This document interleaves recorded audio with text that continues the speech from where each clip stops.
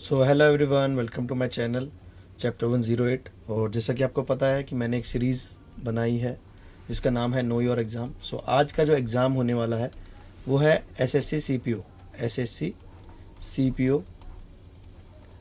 SI. ठीक है, अब ये जो एसएससी सीपीओ एसआई है इसका मतलब क्या है। बेसिकली देखो, एक चीज़ मैं बताता हूँ कि एसएससी जो है ना, अपने आप में एक बहुत बड़ी ऑर्गेनाइजेशन है जो बहुत सारे एग्ज़ाम्स कंडक्ट कराती है। सो जैसा कि आपने थंबनेल में देख ही लिया होगा कि मैं इस वीडियो में पोस्ट के बारे में, एलिजिबिलिटी के बारे में, एग्ज़ाम पैटर्न के बारे में, selection process, salary, physical endurance test और how to prepare for that exam, इसके बारे में बात करने वाला हूँ। सो जैसा कि आपने देखा, अगर आपको एल्गोरिदम के अकॉर्डिंग यूट्यूब ने ये वीडियो सजेस्ट की है तो you must be looking for some kind of exam, some kind of information जो आपको इन फ्यूचर प्रिपेयर करना है। सो देखो, जो एसएससी सीपीओ होता है ना, एसएससी सीपीओ, उसमें कई सारे एग्ज़ाम्स होते हैं, मतलब कई सारी पोस्ट होती हैं जिसके लिए ये एग्ज़ाम कंडक्ट कराया जाता है। वन ऑफ द इम्पॉर्टेंट तो नहीं कहूँगा but one of the prominent है। ठीक है, दिल्ली पुलिस के एग्ज़ाम, फिर उसमें सीआरपीएफ भी आती है, आईटीबीपी, सीआईएसएफ, बीएसएफ और एसएसबी। ठीक है, ये सभी आते हैं। अगर आपका सपना है कि आप सीआईएसएफ में, बीएसएफ में, आईटीबीपी में या किसी भी इनमें से पैरामिलिट्री फोर्स में काम करना चाहते हैं, जॉब करना चाहते हैं या कंट्री को सर्व करना चाहते हैं, सो आपको ये एग्ज़ाम देना होगा और इस एग्ज़ाम को क्वालिफाई करने के बाद आपको एक रिपीटेड पोस्ट मिल जाती है। ठीक है, सो चलते हैं अपने नेक्स्ट स्लाइड में और देखते हैं कि हमें क्या क्या चीज़ें हैं जो एलिजिबल बनाती हैं एसएससी के इस एग्ज़ाम के लिए, और ऐसी क्या क्या स्ट्रेटजी हमें रखनी पड़ेंगी so that we can get the selection. ठीक है, सो बेसिकली जैसा कि आपको मैंने बता दिया कि एसएससी इसका हर साल जो है रिक्रूट कराती है कैंडिडेट्स को एसआई पोस्ट के लिए। ठीक है, अभी 2025 में 16 जून को जो है इसका नोटिफिकेशन जो है, प्रॉपर ऑफिशियल नोटिफिकेशन, वो आपको एसएससी की वेबसाइट पे दिख जाएगा। ठीक है, इन्होंने बताया है कि एडवर्टीजमेंट में अनाउंस किया है कि थाउजेंड्स ऑफ वैकेंसी जो है एसआई पोस्ट के लिए आने वाली है। ठीक है, सो ये था इसका बेसिक इन्फॉर्मेशन। और फिर मैं बताता हूँ आपको नेक्स्ट क्या है। नेक्स्ट ये है कि एसएससी जो है हर साल इसका एग्ज़ाम कंडक्ट कराती है दिल्ली पुलिस में। सब जितनी भी वो होती है इंस्पेक्टर, सब इंस्पेक्टर की, तो उसमें दो तरह के इंस्पेक्टर होते हैं। एक होता है एग्जीक्यूटिव और एक होता है जीडी, यानी कि जनरल ड्यूटी। ठीक है, जीडी जो होता है केएफ में होता है, यानी कि सेंट्रल आर्म्ड पुलिस फोर्स जो होता है उसमें। ठीक है, सो ये जो कंडक्ट किया जाएगा ये 4 स्टेजेस में किया जाएगा। Paper 1 physical standard test, PST या पीईटी भी बोलते हैं इसको। ठीक है, इसमें आपको फिजिकल स्ट्रेंथ दिखानी होगी, short put throw, long jump, high jump और आई थिंक दौड़ भी होगी। ठीक है, 1600 मीटर की 5 मिनट में। ठीक, और ये मेल और फीमेल दोनों के लिए अलग अलग क्राइटेरियाज पे होता है। फिर एक होगा डीएमई। डीएमई इज़ बेसिकली इस डिटेल्ड मेडिकल एग्जामिनेशन, आपके बॉडी ऑर्गन्स और आपकी बॉडी की जो मेडिकल स्टेबिलिटी है वो चेक किया जाता है। जो भी इन मतलब स्टेजेस को पार करते हैं वो शॉर्टलिस्ट किए जाते हैं एसआई पोस्ट के लिए। ठीक है, इसमें एग्जीक्यूटिव भी होता है और जनरल ड्यूटी होता है दिल्ली पुलिस में। ठीक है, ध्यान रखना एक चीज़। और सीएएफ में जनरल ड्यूटीज वाले होते हैं। ठीक, अब देखो, इसमें मैंने आपको पहले स्लाइड में ही बता दिया था कि आपको अगर दिल्ली पुलिस के लिए ऑप्ट करना है तो दिल्ली पुलिस, बीएसएफ है, सीआईएसएफ है, सीआरपीएफ है और आप देखोगे यहाँ पर आईटीबीपी भी है और एसएसबी भी है। इन 6 में से आप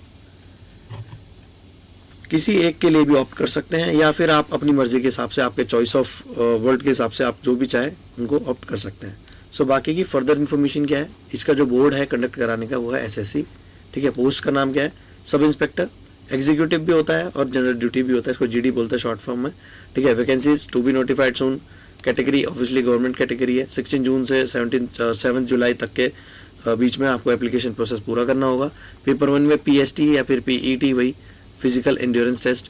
पेपर 2 जो है आपका प्रीलिम्स कह सकते हो आप इसको।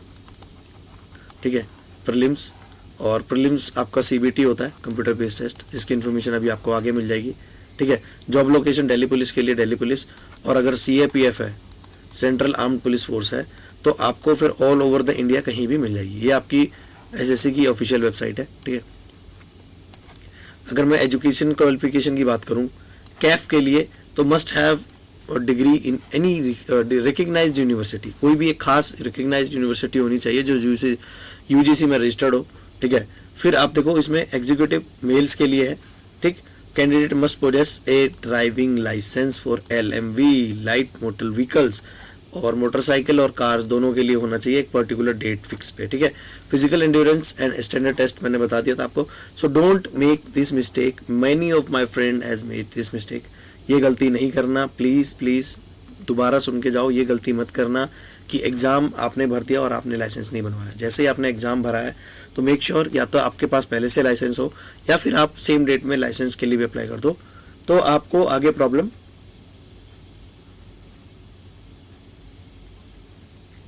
जो है प्रॉब्लम नहीं आएगी, ठीक है। अब इसकी एज लिमिट क्या है, देखो एज लिमिट जो होती है 20 से 25 होती है, ठीक। कैटेगरी वाइज जो है ये 40 तक भी जाती है अगर आप विडोज हैं, अगर आप सेपरेटेड वुमेन हैं, या फिर हर कैटेगरी में आपको 3 इयर्स एज का रिलैक्सेशन मिलता है, ठीक है। अभी मैं आपको चार्ट दिखा देता हूँ, so you will get very clear about this. देखो ये रहा, ठीक है। यहाँ पर आपकी 20 से 25 की एज होनी चाहिए, अर्लियर यानी इससे पहले नहीं होना चाहिए, इसके बाद नहीं होना चाहिए।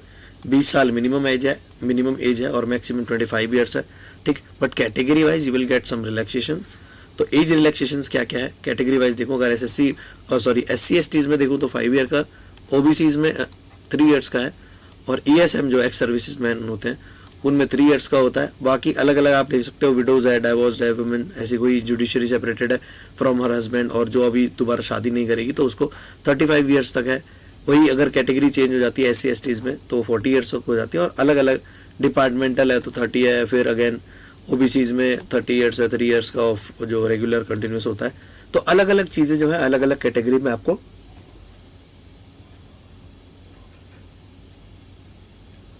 मिलेंगी देखने को, ठीक है।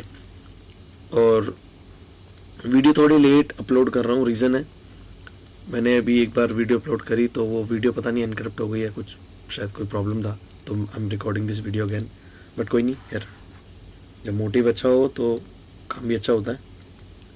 तो देखो ये सिलेक्शन प्रोसेस है, ये स्टेज 1 है, कंप्यूटर बेस्ड टेस्ट होगा, ऑनलाइन नहीं होगा, ध्यान रखना। कंप्यूटर बेस्ड का मतलब है आपको कंप्यूटर पे बैठ के टेस्ट देना होगा। सो दोज जिन्होंने अभी तक कंप्यूटर कभी चलाया नहीं है या प्रैक्टिकली कभी कंप्यूटर को टच भी नहीं किया, तो प्लीज़ प्लीज़ प्लीज़ कम से कम 20 दिन कंप्यूटर चला के जाना, नहीं तो एग्जाम हॉल में माउस पकड़ना भी नहीं समझ में आएगा कैसे करना है, ठीक है। फिर PST PET है, वही आपके फिजिकल जो short put throw, long jump, ये वगैरह वगैरह होता है। फिर पेपर 2 होता है, कंप्यूटर बेस्ड टेस्ट होता है। फिर DME होता है, डिटेल्ड मेडिकल एग्जामिनेशन, इसमें आपको गवर्नमेंट हॉस्पिटल अलॉट किया जाता है जिसमें आप अपना चेकअप कराते हो, ठीक है। फिर देखो आई थिंक चीज़ें थोड़ी सी ख़राब हो गई, I don't know what and why, but let me show this again. ये देखो, हाँ अभी आपको ये चार्ट दिख रहा होगा, ठीक है। तो आपने ये देख लिया, let me go to the another chart and this is this, ठीक है। ये है सिलेबस का, देखो MCQ टाइप क्वेश्चंस होते हैं। पेपर 2 में ओनली इंग्लिश होता है, इंग्लिश लैंग्वेज पेपर होता है, जिसमें आपको रीजनिंग कॉम्प्रीहेंशन दिया जाता है, ठीक है। और एबिलिटी भी चेक किया जाता है, आपका वर्बल एबिलिटी क्या है। फिर अगर मैं बात करूं, इसके 50-50 क्वेश्चंस होते हैं, नंबर ऑफ क्वेश्चंस 50 होते हैं हर सब्जेक्ट के, यानी कि जनरल इंटेलिजेंस और रीजनिंग में 50, GK GS awareness 50, current affairs भी इसी में इंक्लूडिंग है, ठीक है। क्वांट एप्टीट्यूड यानी कि वही mathematics 50 questions, English comprehension 50 questions, ठीक है। तो ये पेपर 1 है, इसको आप PT भी बोल सकते हो, प्रीलिम भी बोल सकते हो। 50 मार्क्स का होता है, मतलब 50-50 हर कैटेगरी में, तो 200 मार्क्स का टोटल हो गया। 2 घंटे आपको सॉल्व करने के लिए मिलेंगे, ठीक है। फिर पेपर 2 में आपको इंग्लिश कॉम्प्रीहेंशन का मिलता है, लैंग्वेज पेपर होता है, 200 नंबर ऑफ क्वेश्चंस होते हैं, 200 मार्क्स का होता है और 2 घंटे ही मिलता है, ठीक है। इसके बाद क्या है, इसके बाद ये है, देखो ये कुछ सब्जेक्ट कैटेगराइजेशन है, जैसे जनरल रीजनिंग है, verbal reasoning, syllogism, sitting arrangement, linear setting arrangement, double lineup, scheduling, input output, blood relation. देखो इसमें बहुत सारे चैप्टर्स नहीं भी हैं अभी, जैसे कि अगर मैं सीरीज टेस्ट की बात करूं, ठीक है, सीरीज टेस्ट के बाद कैलेंडर है, टाइम एंड वर्क है, और बहुत सारे हैं, जैसे बेसिक है कोडिंग डिकोडिंग।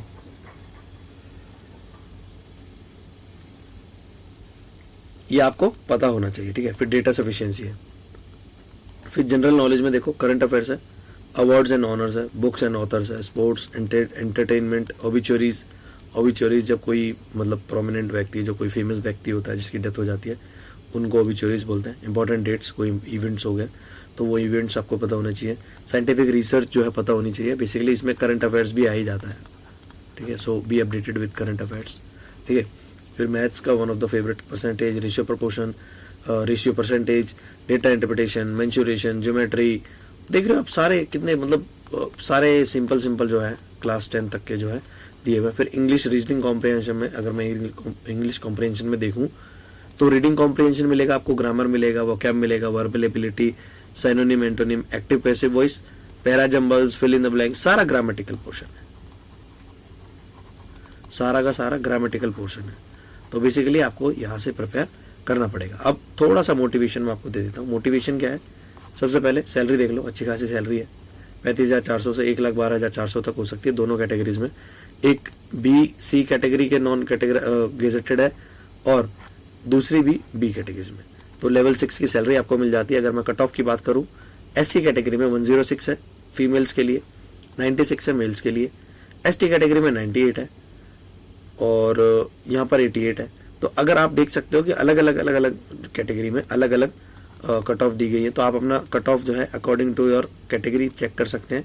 ईएसएम में 42, ओबीसी में 128, ईडब्ल्यूएस में 127, अनरिजर्व्ड में 135, यानी कि मैक्सिमम आपको स्कोर करना पड़ेगा 140 आप लेके चलो, so that if you comes any of the category you will be served with your job. ठीक है, so this was all about the assessee CPO SI, जिसमें आपको 6 पोस्ट मिलती हैं और आप एसआई का ऑप्ट कर सकते हैं।